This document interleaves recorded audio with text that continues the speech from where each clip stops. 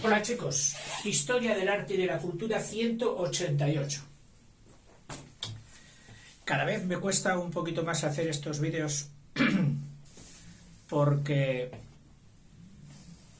te pones a pensar en el tema, lees lo que tienes en los apuntes y a medida que lo lees vas diciendo, oye, esto es muy interesante, tendría que saber más, tendría que decir más. Tengo curiosidad y es normal que los oyentes también quieran saber más de estas cosas y me pongo a buscarlo y me pongo a buscar y se me hace una bola enorme. De forma que cuando ya no te cabe más y te sale por las orejas y por no sé dónde los contenidos, dices, bueno, pues no queda más remedio que empezar. Y aquí estoy, con apuros. Sí. Fíjate, los recursos de Asia. Uno se pregunta, ¿qué es aquello que hizo mover a los barcos y lanzarse a la mar? Y te dicen, las especias. Y tú por especias tienes un concepto de algo más bien pequeñito, que tu madre lo coge de un frasquito, de un tubito y hace así cloc, cloc, cloc, cloc en la comida y tú dices, ¿y eso tan pequeño? Tan accesorio, no fundamental, porque lo fundamental es la carne, lo fundamental es la legumbre, lo fundamental es el pescado. No, eso que echan por encima, eso tuvo tanta fuerza, fue tan importante como para mover al mundo, porque lo movió. Y te cuesta hacer a la idea. Entonces, a mí se me ha ocurrido, ya de una vez por todas, y antes de morirme, irme al otro mundo sabiendo lo que son las especias en realidad. Porque si me llegan a preguntar, ¿la pimienta usted ha probado? Sí, la pimienta, ¿y qué hace? La pimienta pica. Oiga, ¿pero qué importancia ha tenido? ¿Qué influencia? ¿Cómo? Pues no lo sé. Bueno, pues he tratado de llenar esta laguna que yo tenía, por lo menos. Y espero que a vosotros os guste o os sirva. O por lo menos os distraiga. Mira, dice. Empiezo con la Wikipedia, con los apuntes, y luego pasaré a mis apuntes también sacados del Google, ¿cómo no? Si hoy en el Google está todo y además con una facilidad increíble. Encuentras una palabra, lo mismo una nación que un utensilio, que un esto con el otro, está en azulito o en otro color en el texto. Clicas ahí, ¡boom! Y se te abre como por maravilla una enciclopedia casi entera de cada cosa. Es fabuloso, es fabuloso. Yo me disculpo a lo mejor de no haber sido buen estudiante de pequeño porque no tenía esto, pero no, tampoco me puedo disculpar, porque tuve unos buenísimos profesores y no tengo perdón el haber sido tan vago para estudiar. Ahora, sin embargo, la motivación es otra. Antes la motivación era pasar un examen, librarte de la bronca de padres o de profes, y ahora no, ahora la motivación es tener que decíroslo a vosotros. Y para mí por lo menos, es una motivación muchísimo mayor y más congratulante, se dice, o más satisfactoria que la de estudiar uno solo allí con los codos. Bueno, dice los recursos de Asia. Las vías comerciales traían las codiciadas especias. Estas semillas y tallos pero no troncos, es decir, cosas chiquitajas, aportaban gran variedad de ventajas. Y aquí nos esquematiza 4 ventajas de estas cositas llamadas especias. Diré, por una parte, reforzaban los métodos de conservación, es decir, conservación de los alimentos, puesto que muchas de ellas tienen propiedades antisépticas, es decir, que no deja que se posen las bacterias, los hongos, los mosquitos. Bueno, posarse se van a posar igual, porque van en el polvo, en el aire, en el polvo, pero que cuando llegan al alimento hagan así y se marchen o se queden sin germinar. ¿Por qué? Porque habían encontrado algo que nuestros antepasados echaban por encima para conservarlo.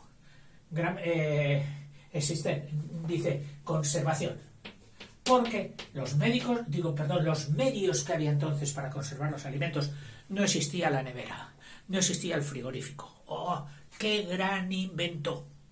¡Qué gran invento! Es que han modificado la sociedad, han modificado todo, la nevera, el invento. Sí, había unas neveras que eran unos hoyos en tierra, en las partes frías de las laderas, la parte norte, allí se echaba paja, luego nieve en invierno, luego otra vez paja, otra vez invierno, de nieve, y así. ¿Dónde vas? A la nevera, voy a llevar esto. Y lo dejaban en un rinconcito encima de la nevera, de ese hoyo profundo. Y esto funcionó bastante poco, con la electricidad luego vino la compresión de los gases, etcétera, y se hizo la nevera, pero hasta entonces solo se funcionaba con esto. Y había gente que tenía un auténtico transporte solo para llevar hielo. Todavía mi suegra recibía hielo en la ciudad, pasaba un carrito que vendía hielo y tú decías, media barra, no sé qué, se la cortabas, se la picabas y la metías luego en un artefacto parecido a las neveras de hoy, pero sin motor.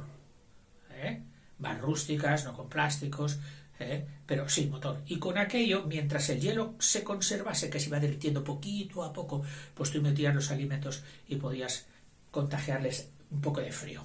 Bueno, dice, los medios de conservación entonces eran los anteriores. Eran el salado, meterlo en sal, porque la sal repele también a las bacterias y a todo esto, es demasiado para ellos, no lo aguantan. Entonces donde hay sal pues no hay bacterias. Entonces cogían una pieza de cerdo, de tocino, de lo que sea, lo metían en sal, lo recubrían otra vez con sal y allí se conservaba. El bacalao, el típico bacalao, lo mismo, lo pescaban pero luego lo limpiaban y lo metían en sal. Y luego después de salarlo, lo colgaban en zonas que no hubiera humedad en el ambiente y que fueran muy frías. Y entonces buscaban por la geografía del país, aquí en España, pues en Ávila y por Ágreda, unos secaderos inmensos para colgar los bacalaos. Conservas de bacalao, bueno, más bien secaderos de bacalao. Y de ahí ya luego al mercado, que has visto que lo venden totalmente seco, y salado. Y luego cada uno le hace recuperar el agua en la medida que le conviene. Bacalao, pues un sistema, el salado era un sistema de conservación. Y otro era el ahumado. El ahumado. Sabemos que el humo siempre ha repelido a los insectos, ya sea un humo tratado y exquisito, como puede ser el de incienso, o bien humo de leña, aunque hay que tener cuidado con los ahumados, porque si se hace con leñas duras, que tienen muchas resinas, tipo olivo, tipo encina, de las maderas que por aquí yo conozco, pues estas te dejan sustancias cuando se eleva el humo, lleva partículas diminutas de sustancias que arrastra el aire caliente y son las que vemos y sale humo. Bueno, pues eso que ves, porque el aire caliente es invisible, pero las partículas que arrastran, esas son las que hacen la visibilidad del humo. Esas se quedan muchas veces, y no muchas veces, siempre, unas cuantas pegadas a las paredes de las chimeneas, que son las que forman el hollín. Y ese hollín que se pega, que si no lo despegas y lo limpias, te puede liar una fogata enorme, parecida a un trozo de infierno, por no limpiar las chimeneas. Por eso los desollinadores eran tan necesarios. Pues ese hollín es malo, muy malo para la salud.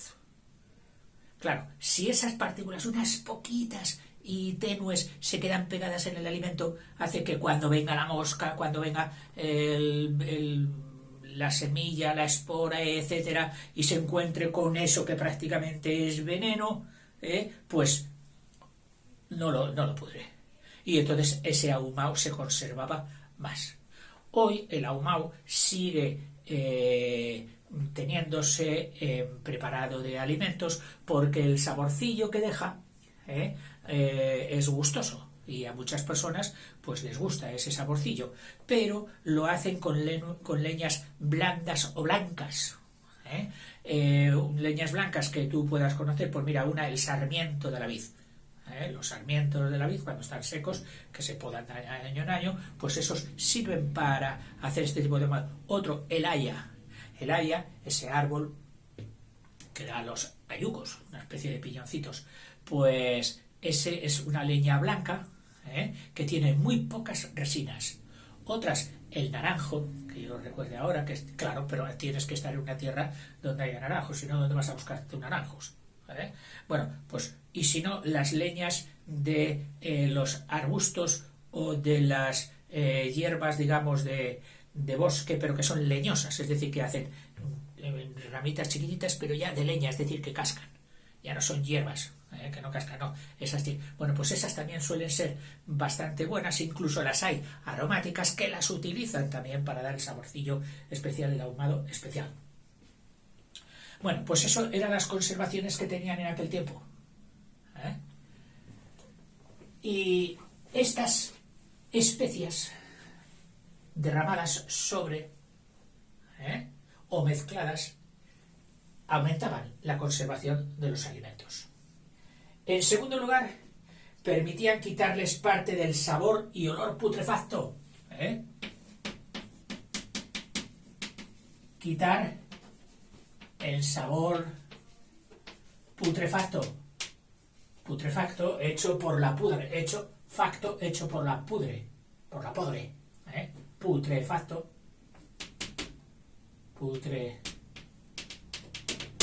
Putrefacto. Uy, sí, la carne era muy buena, pero a los 2 días, mamá, esto ya, madre, esto ya sabe como a podrido, mira, huele. Uf. Y además nos pueden entrar enfermedades tal. Bueno, no pasa nada todavía. Hijo mío, que el alimento está muy caro y tenemos que comer. Todavía se puede comer, que no te va a pasar nada, es muy tenue. Mira, le echamos un poquito de pimienta molida por encima, un poquito de pimentón que disimula el olor. Para eso se utilizaba también, para quitar los sabores malos y putrefactos de cuando los alimentos se iban ya pudriendo. En tercer lugar, como una farmacopea, es decir, como una mini farmacia de enfermedades corrientes, los constipados, las enfermedades, algunas de la piel, algunas, etcétera. Y desde antiguo se sabía que para esto es muy bueno el clavo, o es muy bueno darte con pimienta, o es muy bueno darte con canela, O sea que constituían una especie de remedios naturales, lo que ellos llamaban, o aquí llama, farmacopea. O sea, fármacos, pero de tipo del alcance popular, del tipo no de lo que hacen los laboratorios, que es a base de concentrados, no, sino de lo que está en las especies y en los alimentos. Oh, ¿qué tienes esto? Come cebolla, que no sé qué, come ajo. Eso forma parte de la farmacopea popular. Dice, constituye con algunas propiedades antisépticas, es decir, antiputrefacción. La séptica es la infección. Entonces, antisépticas. Otras eran estimulantes para la digestión. ¡Ay, qué tengo esto! Tómate un poquito de esto. Las especias. Y estimulantes para el aparato respiratorio. Que no puedo respirar. Mira, hazte una infusión de esto, hazte vaos de esta con otro tal, tómate esto, que te dará, métete esto en la boca y vete pasándolo. Especias. Y por último, aportaban un sabor agradable. Hacían agradable los sabores. Los sabores más agradables. Uy, eso está buenísimo. Uf, pues no veas, si le echas un poquito de tal, entonces está de muerte. ¡Guau! ¡Qué bien! Es decir, hacían los sabores más agradables. Estas eran las 4 cosas que en principio las atribuían a las especias. Y alguno dice, pero bueno, todavía con todas esas 4 era tal su necesidad, tal su deseo, tal la ambición de ellas, que movieron toda una sociedad hacia los continentes. Bueno, además de por las especias, que claro, fomentaban un dinero, valían carísimas. Cuando hablemos de cada una, ya verás tú los precios exorbitantes que podrían haber alcanzado. Algunas llegaron a ser tan codiciadas que se utilizaron como dinero. Es decir, ¿con qué te pagaban? Te pagaban con... Oye, antiguamente se pagaba con sal. Sí, en los países y en las regiones donde faltaba la sal se volvía tan fundamental que preferías sal a que te dieran un dinero para obtener otra cosa.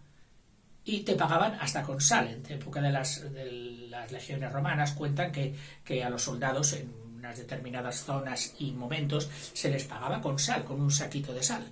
Y de ahí viene la palabra salario. Cosa curiosa, que todavía se sigue utilizando para denominar la cantidad de dinero que te pagan por trabajar. Bueno, dice, por ello, por todo ello, un bosque de árboles de canela, por ejemplo, era un tesoro para los europeos. Oye, vamos a ir a la parte del que hay oro. Bueno, pues tú vete donde hay oro, que cuesta bastante sacarlo, etcétera, etcétera, Hay mina a trabajar, tal. Y yo me voy a tal sitio que hay bosques de canela. Y lo consideraban superior, económicamente hablando, el bosque de canela, pues antes que una mina de oro. Y eran capaces de hacer muchos sacrificios para explotarlo y para alcanzarlo. El historiador Rojo, el señor Rojo, sostiene que la colonización de África, es decir, el colonizar África, ahora no estamos hablando ni de América, ni de Oceanía, ni del sur de Asia, la colonización tuvo su primer objetivo, el conseguir un suministro permanente de pimienta para evitar el tener que consumir carne casi podrida. Esta era una teoría. Dice, el autor llega a comparar el cierre de la ruta por los turcos, porque todo esto venía pues de Oriente. Pero aquí los turcos llegaron y pusieron una barrera de forma que ya ni genoveses ni venecianos, que eran los auténticos águilas para conseguir estas especies, ni el resto podían atravesar este auténtico telón de acero que aquí en el Bósforo incluso llegaron a poner cadena. En la parte más estrecha una cadena para que los barcos no se pudieran colar ir al Mar Negro y luego dirigirse por aquí. Es decir, un control férreo que hicieron los turcos y ya no había manera de pasar. Hasta entonces los árabes eran los que habían mantenido el comercio, con los romanos y con todos los que hubiera aquí. Eso sí, dorándoles con píldoras de susto. No, por aquí no vayáis, romanos, por aquí no vayáis, que hay animales que os pueden devorar y tal. Bueno, las cosas de la época. Y tenían el monopolio. Pero cuando vinieron los turcos, pues los árabes tampoco pudieron. Se cerraron todo y tuvieron que buscar otras vías que son las que vamos a estudiar más adelante. Dice... afirmación, dice esta, de que fuera... Bueno, dice, el autor llega a comparar el cierre de la ruta por los turcos tras tomar Constantinopla en el 453, es decir, en el 1453, cuando los turcos cerraron todo esto, con la toma de Constantinopla, dice, para poner un ejemplo, dice, es lo que pasaría hoy si se cortara el suministro petrolífero de repente. Es decir, que no tuviéramos que fueras a la gasolinera, hoy no hay gasolina, pero ¿qué va a ser esto? Que van todos los coches parados, tal. Bueno, pues dice que era comparable. Tal era la dependencia de la llegada de las especias. A mí se me hace difícil todavía imaginarlo. Dice, afirmación esta muy discutible, o sea que ahora hay otros que se la discuten, como también la de es que los únicos beneficios aportados por la pimienta fuesen buen sabor y conservador de alimentos. Y ciertamente las especies contribuyen a mejorar la calidad alimenticia, pero ese resultó ser uno solo de los aportes.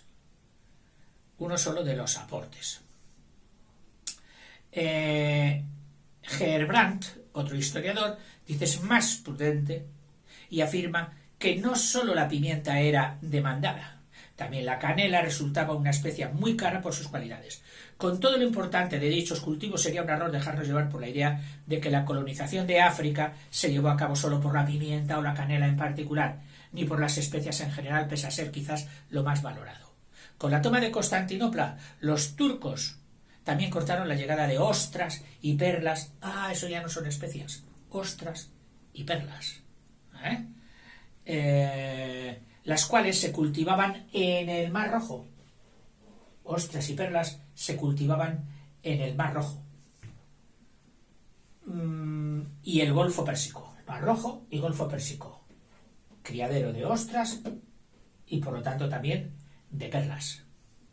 Ya sabéis que la perla nace en la ostra, o la produce la ostra.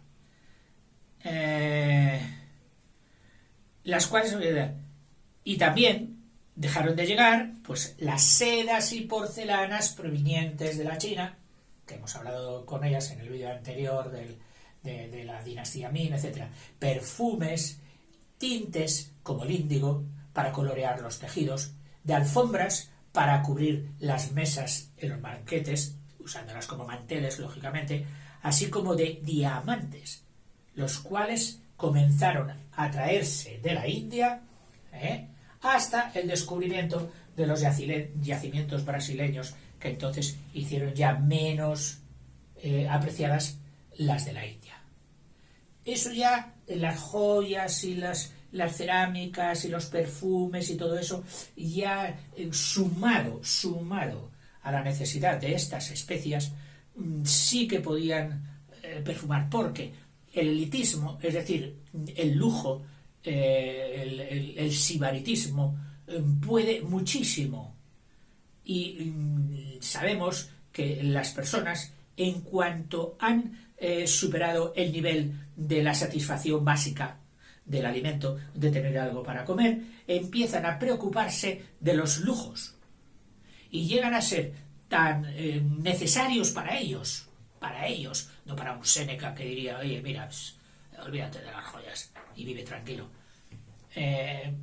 No, pero es cierto que esas necesidades de, que tengo esto de oro, y se ponen a ahorrar para comprar eso de oro, y una perla, y aquí esto, y aquí lo otro, y mueven una cantidad de dinero enorme. O sea, donde hay deseo, hay dinero. Es decir, si uno desea una cosa, otro luchará por proporcionársela y adquirir a cambio dinero. En fin, y ahora paso a las especias, una por una. No sé si este vídeo me va a resultar largo, que últimamente me estoy pasando en el tiempo de los vídeos. Bueno, yo te dejo con lo fácil que es hacer así. Clean, profe, le corto, que ya estoy cansado, ya seguiremos en otro momento. Yo por mí tranquilo. No me voy a enterar, pero aunque me enterase, me daría lo mismo, tú mandas. La nuez moscada, una especia. Nuez moscada. Por nuez entendemos, pues, aquello que tiene alimento dentro, pero está protegido por una cáscara dura y hay que cascarla para poder acceder al alimento. O sea que es una auténtica nuez, se trata. La nuez esta, como la nuez de la noguera o del nogal, viene protegida de una cáscara al principio cuando está verde, que luego se abre, se seca y se cae y deja la nuez al alcance de la monita aquella que mordía y le sabía mal. Y luego venía moscada. ¿Moscada qué significa? Mosegada. Mordida. O sea, la nuez mordida. Y ya verás por qué. Porque cuando se rompe la cáscara y sale el endosperma, que es decir, la parte alimenticia, el cotiledón o cotiledones que van a servir de alimento para la nueva planta que tuviera que nacer. Bueno, pues no se puede así a mordisco. No. Por cierto, esta nuez moscada es tan potente que si solo tomas 10 gramos te puede causar efectos psicotrópicos, es decir, que veas visiones. ¿Qué te pasa? Ay, O sea, es alucinógena, podríamos decir. Por eso hay que consumirla siempre poquito a poco. Se coge un rallador y caen unas miguitas sobre el alimento que quieres tomar y ya dan mucho sabor. O sea, la nuez mordida, rascada. Es de un árbol que se llama mirística. El árbol mirística. Mirística, sí, con C. Mirística fragans. Fragans de fragancia, del olor, porque es también muy aromática. Y de aquí, de este árbol, da dos especias. Una, propiamente la nuez moscada, y otra, el macis. El macis. Yo, la mejor comparación que te puedo poner, con permiso de los entendidos, es el aguacate, que es una fruta de todos conocidos, de todo el mundo conocida, que ves que tiene primero una piel. Si es muy rugosa le llaman piel de sapo. Luego tiene una especie de pulpa, carnosa, muy buena, muy alimenticia, incluso con lípidos, es decir, con grasas, muy buenas para el cuerpo. Y por último tiene la semilla dura. Bueno, pues esa semilla dura sería nuestra nuez moscada. Por cierto, que lo busqué en San Google, por supuesto, si había conexión entre el aguacate y el árbol de la nuez moscada, es decir, el mirística, aquí hay una Y. Supongo que tú, que tienes más amor por la ortografía que yo, esta es una Y. Y además la hacen esdrújula, mirística. ¿Qué te estaba diciendo? Que si tenía relación con la mirística con el aguacate. Y sí que la tiene. Es decir, llegan a ser de la misma especie, e incluso llegan hasta el ordenamiento, que sabes que van ordenándolas así, de familia. O sea, llegan a ser de la misma familia. Bueno, pues entonces ya te puedes imaginar que la nuez moscada, como si fuera una aguacate, nace así. ¿Y qué hacen luego? Pues la secan, con lo que toda esa pulpa que tú comes en el aguacate, en el caso de esto, se seca por encima, y luego, cuando está ya muy seco, con sistemas de secado, lo mismo artificiales que naturales, al sol, al aire, en climas que no proporcionen o que no faciliten la putrefacción, entonces toda esa pulpa seca, ya seca, muy seca, se hace en polvo, se tritura en polvo y sale el macis. Perdón, macis, porque el acento en la I no se lo he visto nunca. Podrías intentar en alguna tienda donde haya especias, preguntar por el macis, si tienen macis. El servicio es muy parecido al de la nuez moscada, pero más débil, más suave, más suave. Igual de aromático, facilita los mismos sabores, etc. El de la nuez moscada, que fue súper apreciada. Cuentan que hubo épocas y zonas en Europa donde aquel que tenía 3 o 4 nueces moscadas nada más, unas pocas, podía sacar de allí un capital para vivir toda su vida. Bueno, algo así como si fueran perlas, como si fueran diamantes. Increíble.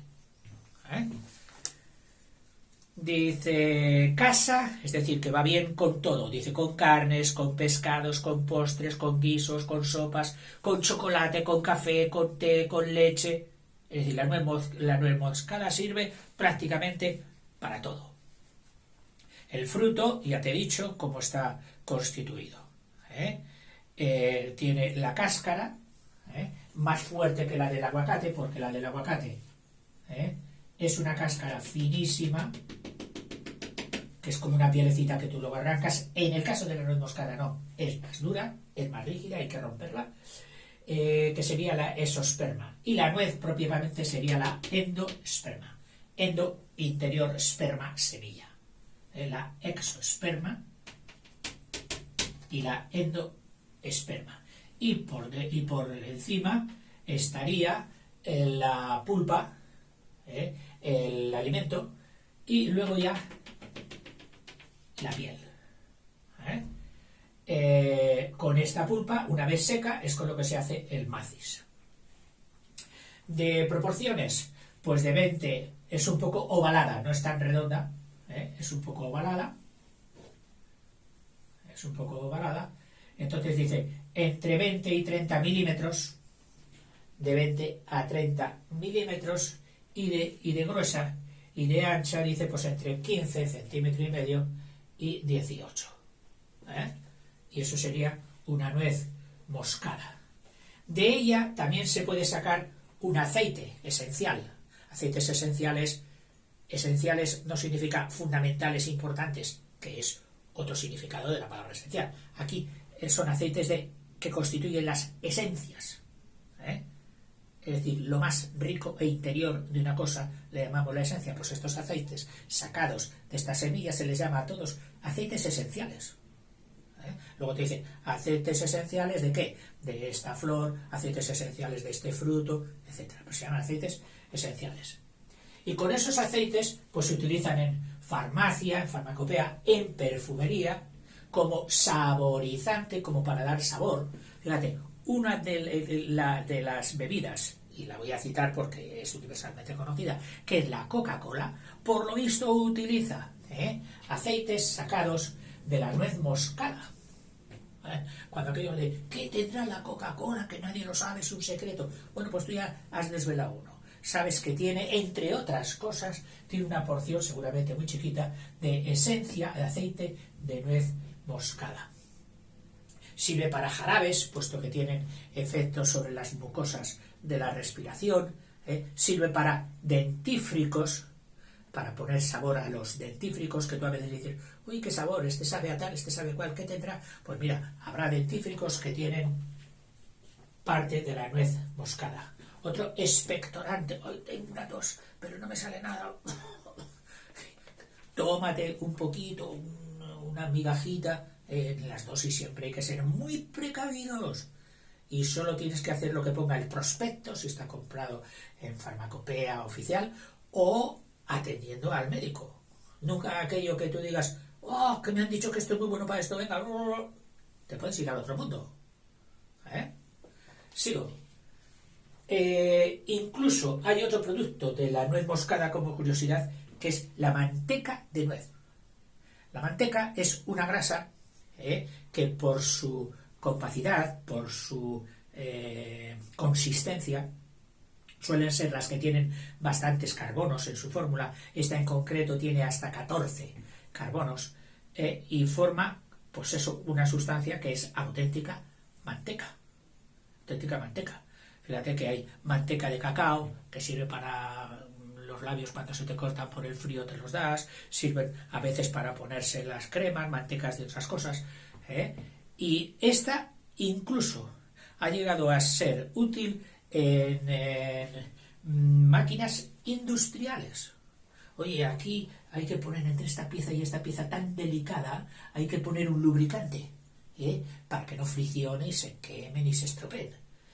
Vamos a poner esta grasa, sí, pero esta grasa sacada del petróleo es muy vasta, tal. Oye, pues coge grasa más fina. Sí, pues ¿valdría aquí la grasa de la manteca de nuez? Pues sí, y ha sido utilizado como lubricante industrial de origen natural. ¿Dónde se daba la nuez moscada? Bueno, pues se daba en las Islas Molucas preferentemente.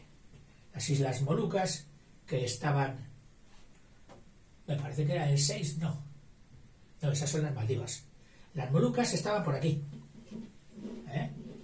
Los números naranjas ya los quité. En las Molucas, las Islas Molucas, que las llamaban las Islas de las Especias también. O sea, curioso, las Islas de las Especias luego se llamaron Molucas, pero las llamaron así por la nuez moscada. Sitios, pues toda Indonesia, que es un país muy curioso porque son varias islas, tiene aquí un trozo del continente. Esto es Indonesia. Pero Borneo, esta isla también es Indonesia. Sumatra no. Java es Indonesia. Y la mitad de Nueva Guinea, esta mitad esta mitad también es Indonesia. Bueno, pues en este entorno se daba la nuez moscada, entre otras. Y luego la isla de Granada. La isla de Granada, que está en el Caribe, una isla pequeñita, pues ahí hay también mucha nuez moscada y exporta. Es una isla que está al noreste de Venezuela, de la costa venezolana. Y fue carísima. En Inglaterra es donde se decía que aquel que tuviera unas cuantas nueces moscadas podía vivir ya de ellas, vendiéndolas a porciones, vendiéndolas a polvito, etcétera, etcétera. En fin. Y esta es la primera especia que queremos ver. Yo creo que me he pasado ya de tiempo y como siga haciendo vídeos tan largos me vas a aborrecer. Así que prefiero decirte hasta luego, y hacemos otra con las siguientes especias. Quédate con la nuez moscada, que es muy interesante. Y pregunta en tu casa, mamá o padre, ¿tenéis por ahí un trozo de nuez moscada, que esto, que el otro? A ver qué te dicen. A ver qué te dicen. Porque por supuesto no es tan cara como entonces. Debe ser cara, pero no las barbaridades que se llegaron a pagar entonces. Venga, hasta luego.